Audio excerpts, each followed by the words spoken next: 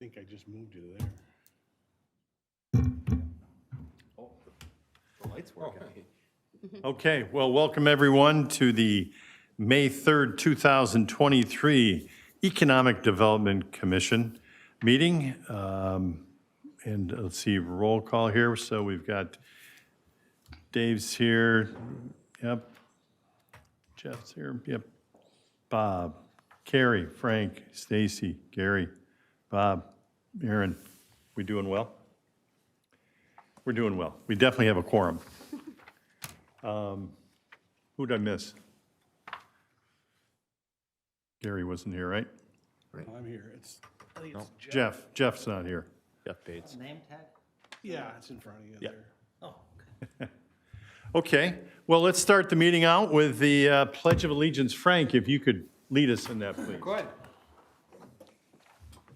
I pledge allegiance to the flag of the United States of America and to the republic for which it stands, one nation, under God, indivisible, with liberty and justice for all.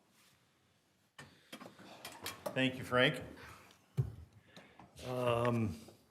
Has everyone had a chance to look at the minutes from the last meeting, and is there any questions or concerns? All right, so, Mr. Chair, I did have one correction. On the motion for approval of the 2023 EDC work plan, it says it was moved by me. That was correct, seconded by Commissioner Swedberg. I don't know who seconded, but it wasn't Commissioner Swedberg. So I don't know who it was, but all right, other than that, Liaison updates. well, I would have seconded if he didn't. sure. I'll take the heat. Anything else in regards to the minutes? So all in favor, please say aye. Aye. Opposed? Passed. Now, Andy, we have number 5 line is consent. What are we consenting to? Or is that an old version of what I have? Yeah, you need a new version? I have the old version. Okay. Yep, it's not even there. Yeah, we're good. Yeah, I have state-of-the-art stuff over there. Yeah. Business retention's up next. Okay. Business retention, and Max, were you going to take a little bit? For sure. Max, if you wouldn't mind introducing yourself and who you are, where do you come from? Yeah, of course.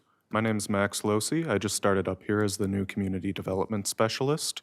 I'm working on finishing up my Master of Urban and Regional Planning degree at the University of Minnesota. I actually just finished my last class today, so I just have a couple of things to wrap up in that regard, and I'll be starting full-time next week. I've worked for the City of Fridley in environmental planning as well as economic development, Sauk County in Wisconsin with a primary focus on planning and park planning as well as general natural resources, and then I did my undergraduate in natural resources and urban studies. So I'm excited to work with the city, and so far things have been going well. Great. Welcome. Well, would that take it over? For sure. Yeah, so since the February EDC meeting, there's been a couple of visits. So if we want to start with Little Inspirations, we can talk a little bit about that, how that one went. Well, I was present at the Little Inspirations. I was there too.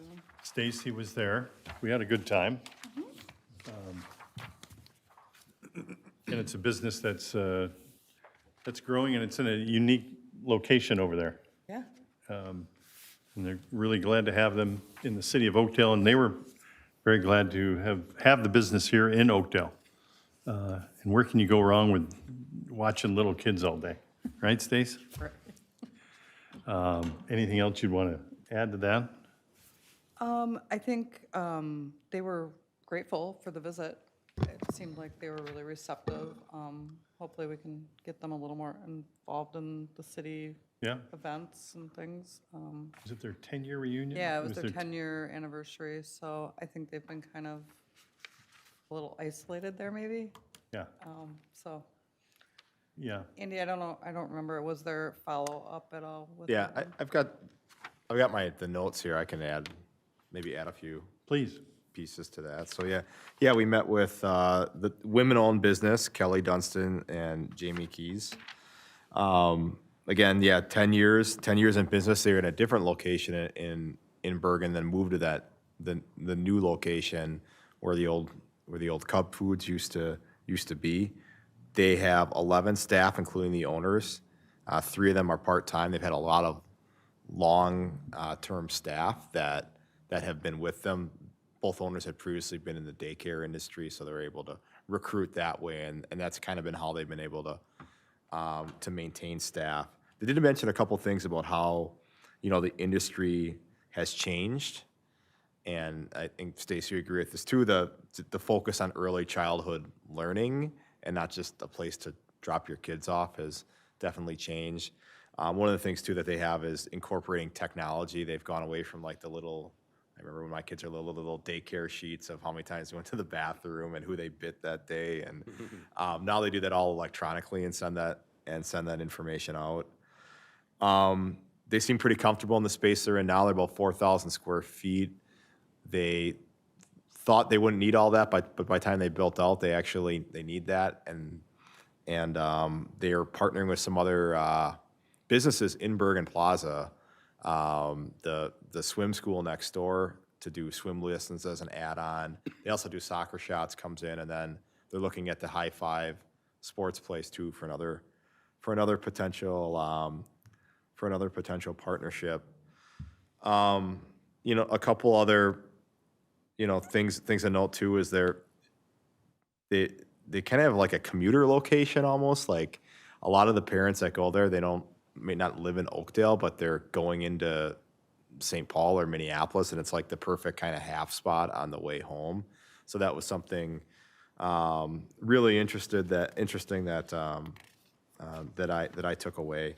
They didn't really have many complaints or anything. They liked their location. They felt that location was better from a safety perspective than their previous one, which was kind of isolated there in the middle.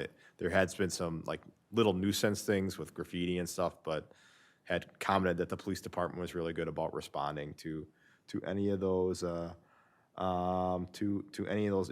incidents. And yeah, I think I'd echo the thing that the big thing was like, can we get more involved in city things that are going on? So they've been here a while, but haven't really had time. Work is so busy to get engaged and involved. Well done. Go ahead, Max. Yeah, next up, we've got Victoria Nails, if anyone who went on that one would like to speak to that. I was not there for that. I think you get me again, my first time ever in a nail salon. Really? Yeah, that was interesting. I learned Will it be your last? a lot. Did you get your cuticles done? I did not. Oh, you I did missed not it. this time, but maybe at some point. So so we met with the sole owner, Tal Nguyen. She's been there since 2016. Owns her own business. Industry-wise, it sounds like they keep growing as an industry. Their clientele is both men and both women. That sector has grown in the last 10 years or so. They lease their space. The space is I can't remember the name of the shopping center over there, but it's kind of the more of the Class A. So rents are fairly high, and probably her one takeaway was not necessarily the rents they pay, but what they can charge for nails is based a lot on perception of value, and they do get a little bit of, because they're on the Oakdale side, customers tend to think that they pay less than what's in Woodbury. So that might be a little bit of a branding opportunity going forward that, on the Oakdale side, the higher rents, the higher quality, the better environment to be able to help them, justify their higher rent payments. So thought that was pretty interesting. They did sign a 10-year lease though, so they're going to be there. They're going to be there a while. They do mostly just nails. In cosmetology, everything requires a license. So the owner doesn't really want to expand too far because she doesn't have expertise in those areas, but just kind of focusing on what they do well. They have 9 employees. Quite a few of them have been with them a while, and then they also, you know, sometimes people come and go and go for where they can make the most money, or if they work close to home, because there's nail salons, just they're everywhere. We asked about transportation, and they said most people do drive, but transit could be an option, especially with Gold Line. There was some excitement around that going forward.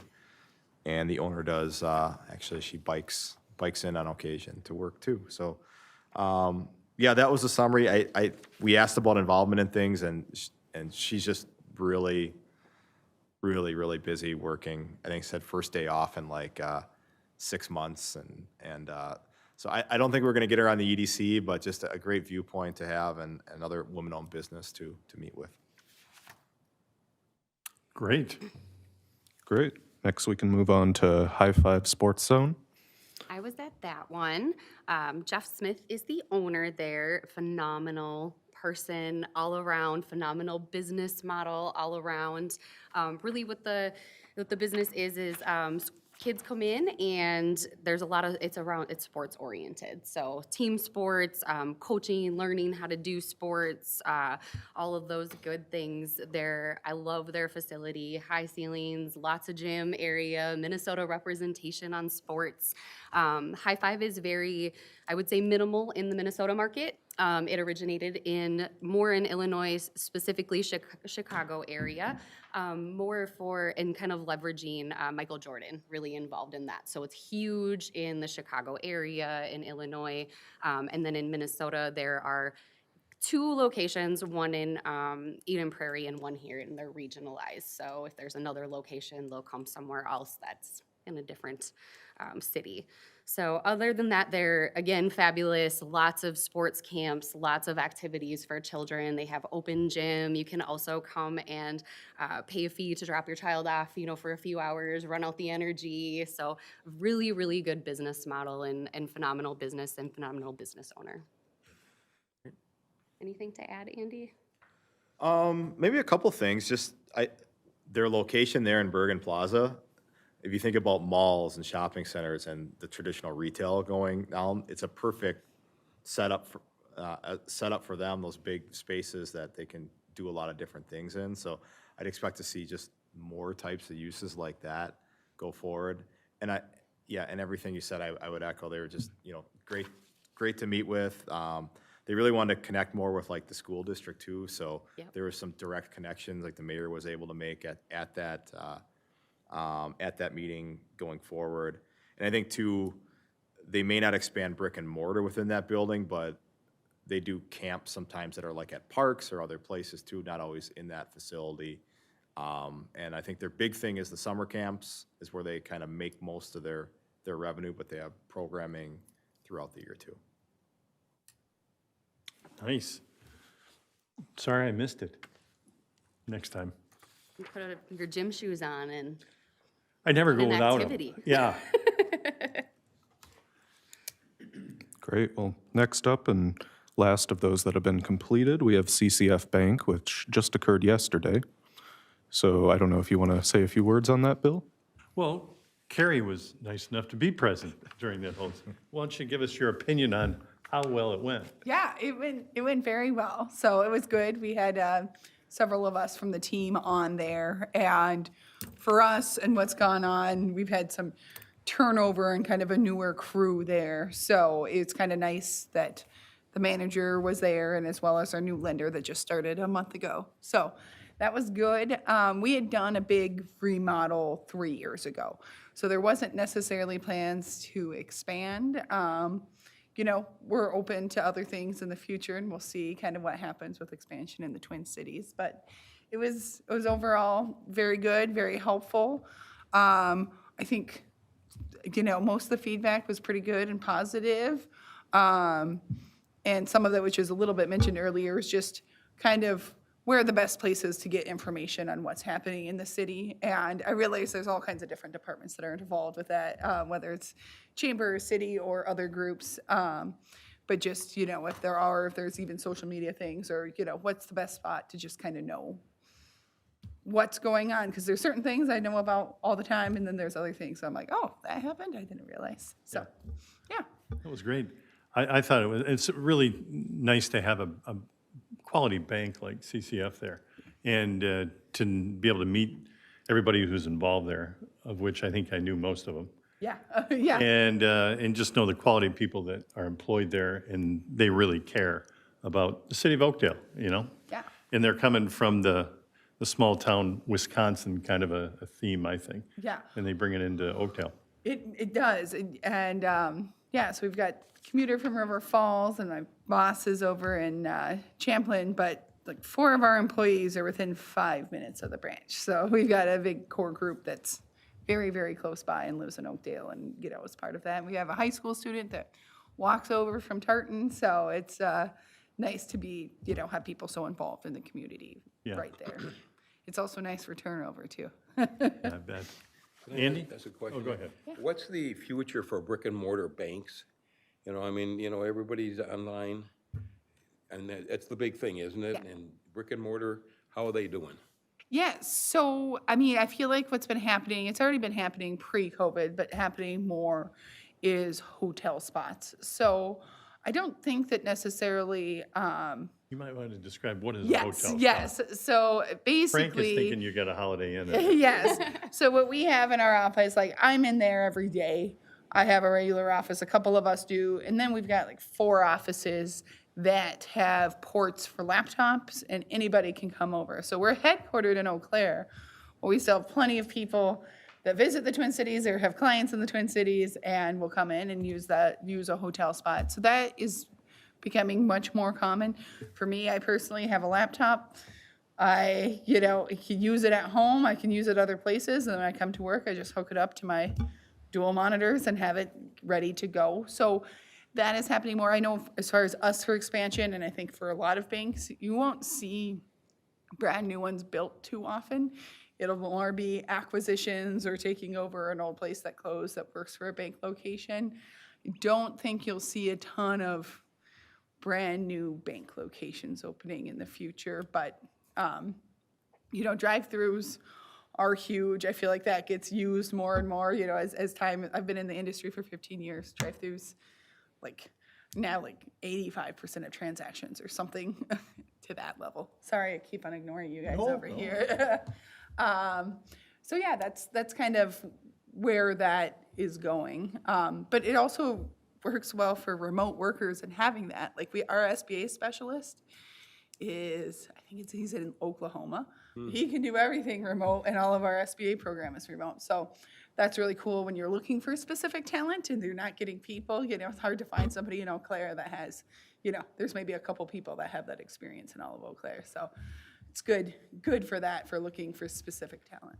Okay. Andy, did you want to expand or anything on that? I think you both hit it very well. Okay. Max, anything else on that?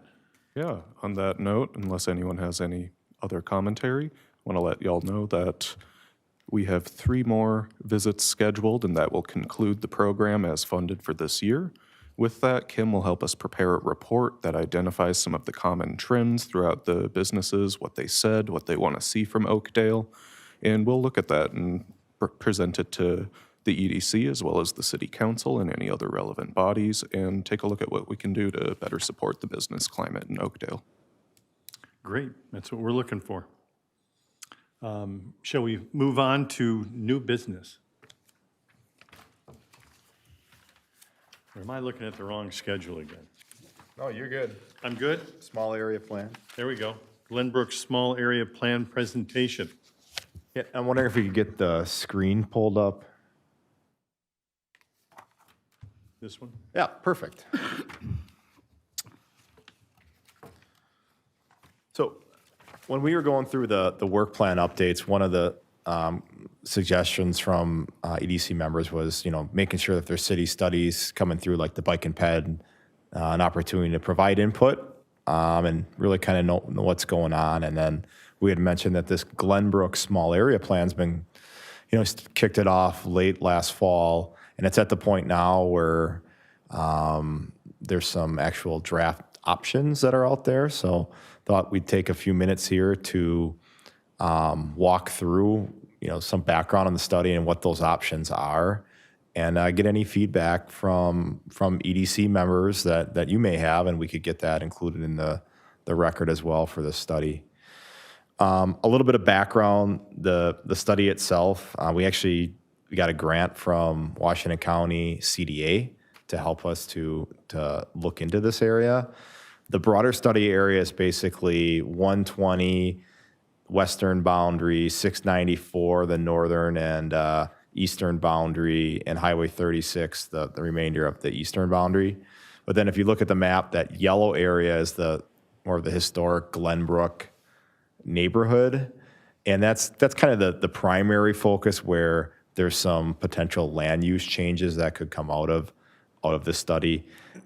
And the reason it's being looked at in the first place is, if you're familiar with the area, there's just kind of a hodgepodge of different uses. There's heavy industrial, there's multifamily and single-family residential, commercial, and in a lot of aspects it works, but there's also some issues with truck traffic and interactions and noise, and just the road network doesn't quite connect. And then another big driver for looking at this is MnDOT, along with the counties and adjacent cities, are looking at adding eventually an interchange there, and they've already gotten some initial funding for it. So it seems more likely than it was even a couple years ago. I mean, those projects still take 5-10 years before you design and environmental and construct and build and open. But important, instead of MnDOT coming up with, this is the design and here it is, voted up or down, we'd rather go through and talk to the neighborhood, talk to the property owners, and get a sense for what they'd like to see first, and then go back with the results to MnDOT. So that's kind of the reason why that this study was undertaken. It did start back in late November, and every good study is sort of looking at all the background information we have out there, doing some base mapping, doing some stakeholder interviews. We did an initial round of engagement. There was an open house held at the fire station last fall. We started to identify, what are those core issues? And then we took that back to council and got their feedback. And then from those core issues, we came up with some draft goals for the overall study. And from there, did some preparation of what we call alternatives or different concepts. And that's kind of where we are right now, is that those concepts have been prepared, and we've been going out and done some additional engagement, which I have a little slide at the end on. And ultimately, the goal would be to come up with one preferred option that the city council could then endorse. Right now, there's 3 of them. So I'll walk through each of the 3. And one of the things, again, this is a good slide too. This is the key issue. So that big circle in the lower left-hand corner, that's that proposed interchange. And depending on where those ramps pop out, that could have an influence on this project. The different colors represent different uses. The reddish color, that's more of your traditional commercial. That purple is more of that industrial mix. And then the other variations of the tan tones are all the residential in the area. So you can kind of see how that mix comes through. And then there is quite some traffic on 51st Street from semi-trucks, which is in a residential area. Although Hadley Interchange is really where we want those trucks to be going out to. There isn't like a way, except by closing roads, to actually force someone to take a specific route. So looking at addressing that as part of this study. Also, Silver Lake, right over to the other side in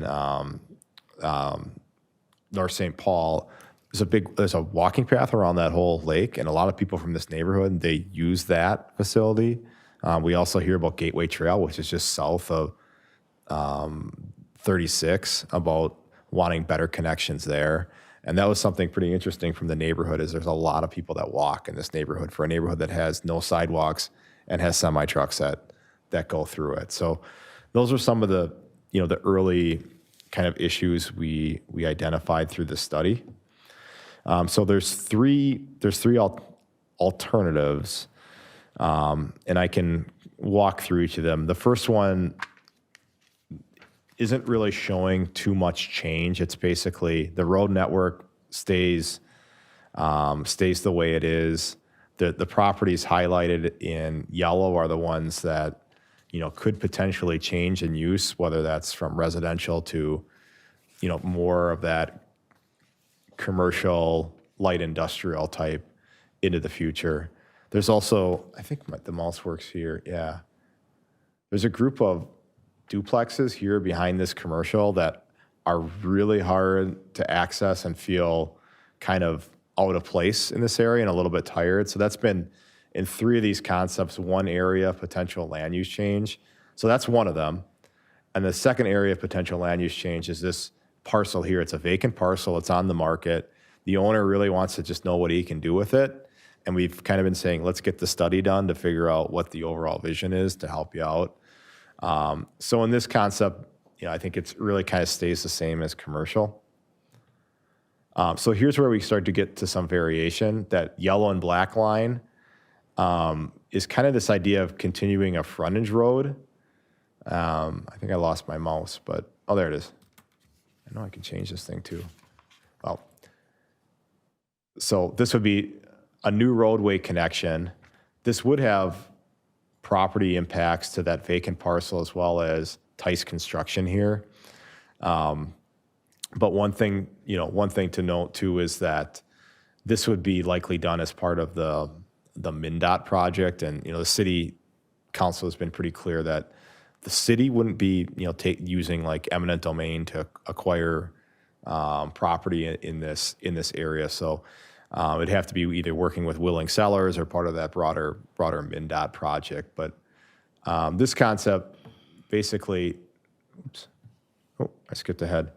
This concept allows some of that truck traffic to then fall on a frontage road and pop out at 50th Street, 17th Avenue. And we're still working with MnDOT to see if, with the new reconfigured intersection, if that's going to be potential to be signalized, because it's really busy. It gets backed up with traffic every day there in this area. And then there's also a residential parcel here looking at potentially, if this is the case, rezoning that, and this could be all commercial in this area. The third concept is, instead of the frontage road, is adding a new roadway connection between this apartment building here and the vacant parcel. It's actually some old right-of-way that the city still has. So this kind of, it doesn't really solve the full truck traffic because vehicles would still potentially go down 51st Street, but it does, help that, a little bit. When we went through the workshop with council, the early preference has been for that middle concept, that option B with the frontage road, but our direction was to go back and talk with MnDOT and the county a little bit further, which, there's a lot of layers there, so it's taken a little bit of time to get some more clear direction.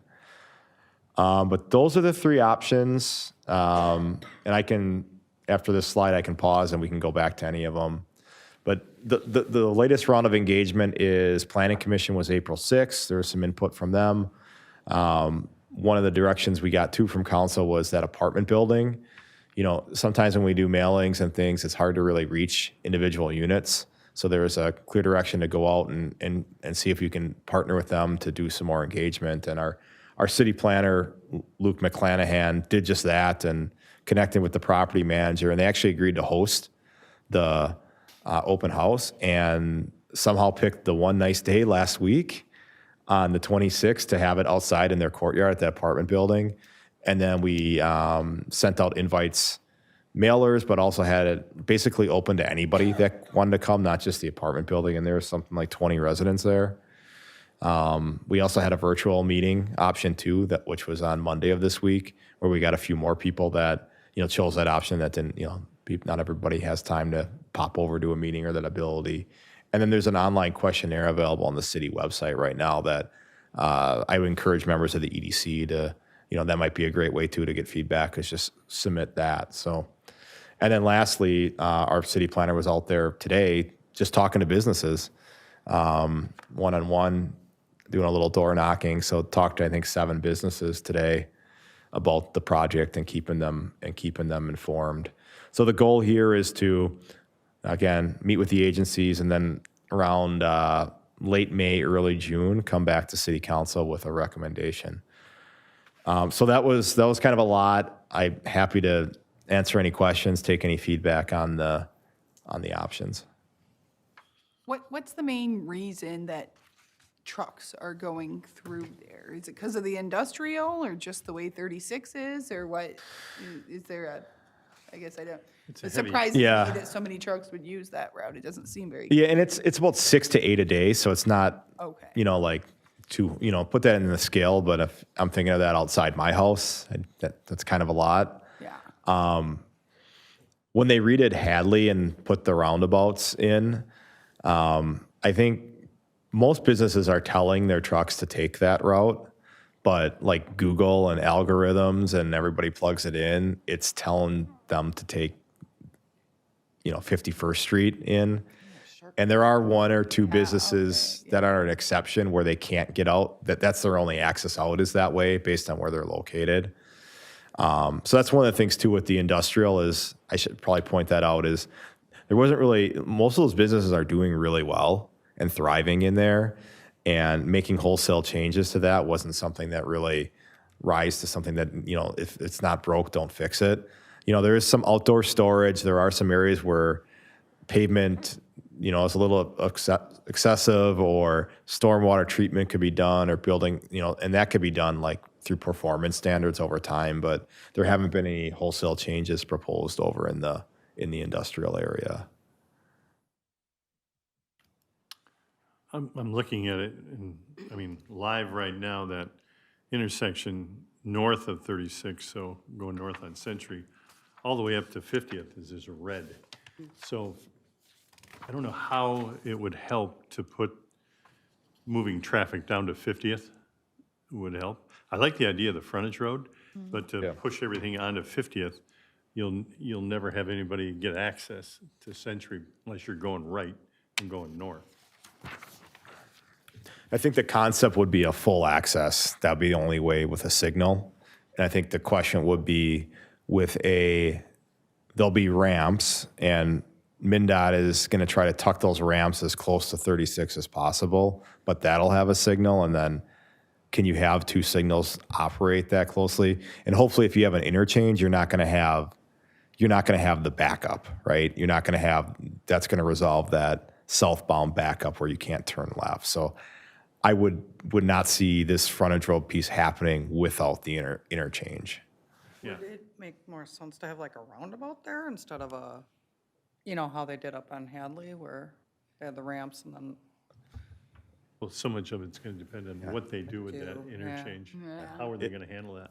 Yeah, I mean, it could be. I mean, there's definitely not as much land as over at Hadley, and so it's got to be pretty tight. But MnDOT is looking at some concepts with roundabouts, if not here, other places on Century where it makes sense. Some places it does, some places it doesn't. So you're talking a roundabout on that corner, 36 and Century?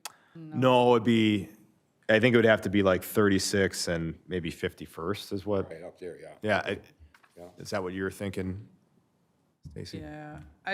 I'm thinking that, that if they had a light at 50th and then with the new ramps and stuff, that's still gonna get all backed up. It's so bad now. Yeah. That's good feedback. My only other thing I was curious, I mean, we're in such a housing crisis right now with the lack of housing, and I'm sure some of these properties are older housing, so they're probably a little more affordable. That's an assumption. And if we're looking at this middle concept, it's eliminating a lot of housing.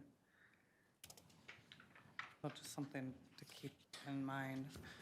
Yeah, and maybe a point of clarification. I think those parcels north of 51st Street that are highlighted are more of like, they'd still be impacted by truck traffic. I don't necessarily think that's a likely change, but those fourplexes, changing the zoning there, That's a potential. The concept C too, the one with the north-south road, that might lend itself to a residential project that could be high density on that vacant parcel. But yeah, that's kind of the thing, does it want to be more commercial in that area, or does it want to be more residential? And that's something that I guess, still collecting feedback on. So that's, very good feedback. I do have an appreciation for, this isn't heavy-handed, that eminent domain, the fact that, you really, going through all this effort to talk to the businesses and residents, I think that's a kudos for a really respectful process. Thank you. You wonder what the city planners were thinking when they put together this. Let's throw a house over there. Let's throw 2 in. Yeah, but you got to remember, that's a lot of years ago. I mean, there was a lot of land, there was a lot of not much happening, and you just put things where you thought they would be nice. I mean, houses here and there, there was no codes or anything, correct? That is correct. It used to actually be old railroad platted, and here it goes back very long, even before Frank. But, pardon me? When is MnDOT kind of making that decision? I mean, because I feel like that kind of impacts, depending on what they're going to do. Sure. So they're doing the study right now on 120, basically from 694 all the way down to 94. So they're kind of coming up with concepts. And one thing nice is we can kind of just push this input to them live before they get too far down on it. My guess, just from my former background in transportation, they've still got a number of pots of money to cobble to put this together. And I'd say it's probably more like 5 years out before you could see construction, maybe 3 years out before you'd actually see a design. So in essence, we're kind of getting ahead of the curve, not just sort of waiting for that to happen. And I think that goes for the whole Century Run, which is most of Oakdale. Yeah. As far as what they're looking for input to, what are we going to do? Is Frank going to lose a barber shop, or how wide is that road going to go? Can't do that. Any other comments, questions, concerns on this? Well done. Thank you. At this time, shall we go to the commissioners' updates? Unless I hear otherwise. So, anybody got some comments? Bob, we'll start with you. Not really. I mean, this thing is not easy. Very familiar. I go to Shirelles and Caribou, and it's a tough one. I'm thinking alternative C, but I don't know. That's just my opinion. But I don't have anything else otherwise, though. Thanks. Good. And Bob? I just noticed around town, the emerald ash borer is taking its toll on the boulevard trees, and the city's taking care of it, taking them down, and replacing it with new trees. So I think that's great. Yeah. Let's keep moving. Yep, nothing new for me. Nothing new, I guess. Has there been any changes with Tanner's Lake since last update, or not, kind of in the same boat? Well, I would say we have a couple proposals in. There's some sort of, some background due diligence that's being done, so we're not really going public with the names of who's out there quite yet. But yeah, we do have some interest, and we have a little bit of movement, and hopefully by next meeting we'll have more news to share. Okay, cool. Wow. Stacy? Nothing really new. Okay. We'll go by me. I just had a question. How is it Central Bark? Is that the new business? How's that doing? Does anybody, I take my dog there, really? and they're great.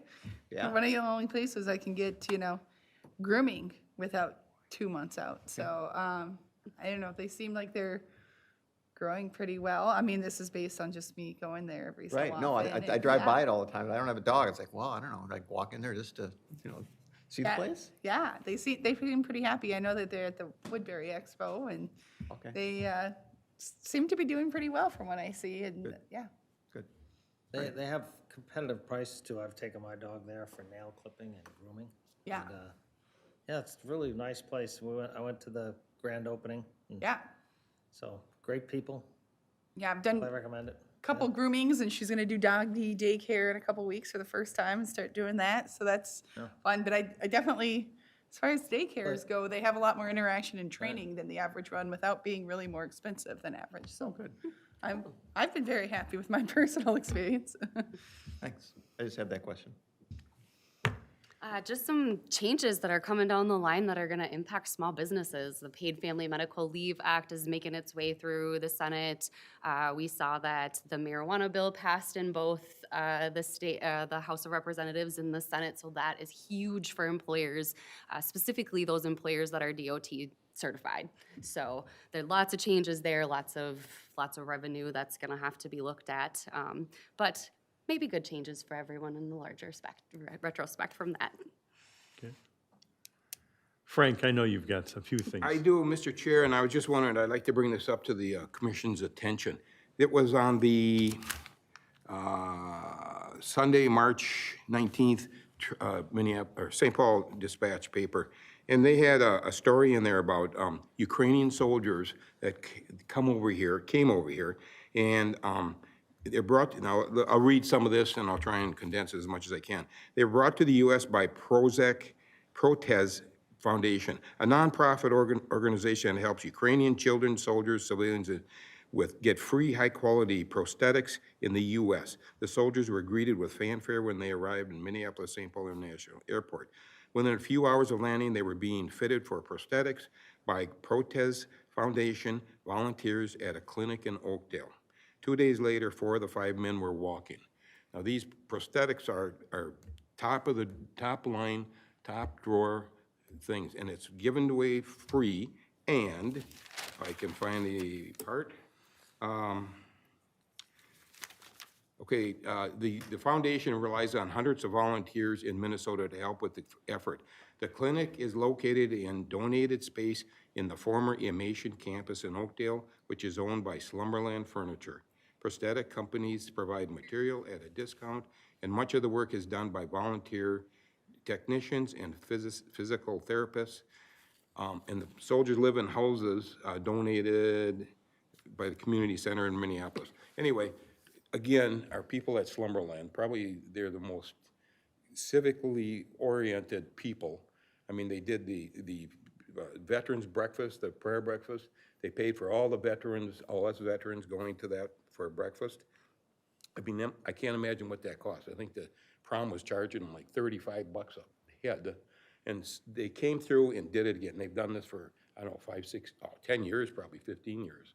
So anyway, what I'm saying is that boy, they are just a community organization. You just can't beat them with a stick. I mean, they're wonderful, they're generous, and they take care of people. But doing this, can you imagine what that costs?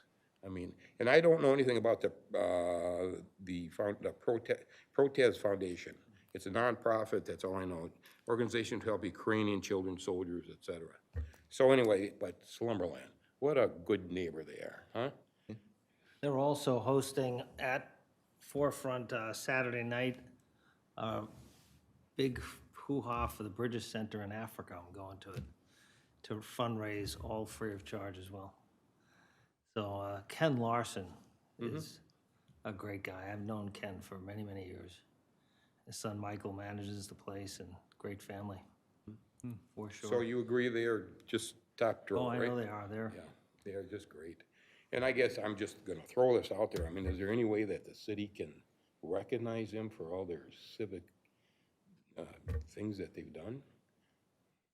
Yeah, that we can wouldn't be a bad certainly idea. share that sentiment with city council. Yeah, because I mean, like I say, the veterans breakfast, $35 a head. Oh my God. I hope they're doing well financially. They are doing extremely well. Okay. Well, the property, I know they're property over in Oakdale, that animation property, they're doing, Yeah, that's, well, we went to the tour there, Yeah, and yeah, that was a big investment and a long time for return on the investment, but I think it's paid off very handsomely for them. so the forefront technology is what you're talking about, Frank, yes, right over there. the Yeah. building, yes. So that's a good segue to the fact that the chamber is having their monthly meeting over at the Forefront Technology tomorrow at 11:30. So that'll be a good time over there, be able to see all that, and I'm sure they'll have put on a great spread over there. I really don't have much more. I think we carried a lot today. Max, nice job. Many thanks. Welcome. Yeah. We now have a city commissioner. Congratulations on the county, yeah. Thank you so much, Chair. And Yeah. Moving quickly. Commissioners, thank you for doing this duty of yours. I know this is all volunteer, and I think this work that you guys are putting forth is really helping the city really stay in touch with the business community here. My name is Noah Herr, the newly appointed city council member, 4 weeks into the job now. And so I'm fairly green and just eager to get out there and just build a relationship. So I look forward to connecting with you guys outside of this as well. My background, just give you a little bit about who I am. I'm born and raised from Wausau, Wisconsin, a child of refugees after the Vietnam War. My parents immigrated or came over here to the U.S., landed in Park Falls, Wisconsin, and then gathered together in Wausau. I have a wife and 3 kids. I live right off of Hadley and 4th Street. Have been there for the last 5 years. In my day job, I help support small businesses. I work for a nonprofit called Next Stage, and we help with business advice, consulting. I'm a junior lender as well, and we'll typically do loans, anywhere from 150 on down, loans that banks generally don't take on. We also do a lot of participation lending and gap financing as well. But I think over the course of my career as a community development economic specialist, I think what I really had the honor of doing was throughout COVID, I helped Washington County, Ramsey County, Anoka County disperse those COVID relief grants, dispersing over $84 million to small businesses during that time of being shut down. And so I just am eager to see what I can do here to help this commission and help offer my assistance in the work that you guys are doing in this great city of ours. And I'll, help carry forward that recommendation, Frank, to the council on seeing what we can do to recognize Summerlin and the civic work that they've done here. Any questions that the commissioners would have for me? Welcome. Thank you. You're new on the job, so what would say a top 2 things on your agenda would be for you for the city? As it relates to, economic development, I think it would be really, to explore what opportunities we have, what tools we have within our tool belt to be able to help businesses get established here, to get involved. It sounds like that business retention program, it looks like it's coming to an end here soon. I think activities like that is very meaningful and intentional. And so I think it's, hey, what kind of support programs can we continue moving forward to have that level of engagement? And then also looking at, how do we do a better job at marketing Oakdale to be a desirable location, to change that stigma of being the lesser of the east side suburbs where we're not as, affluent as what Woodbury are, although all the best people are in this room right here, right now, wouldn't you say? And so I think it's, just getting the message out and, seeing what we can do to, retell that story and tell about all the great things that Oakdale has to offer. And at the end of the day, I think it's really the people and the constituents that live here. Great. Thank you.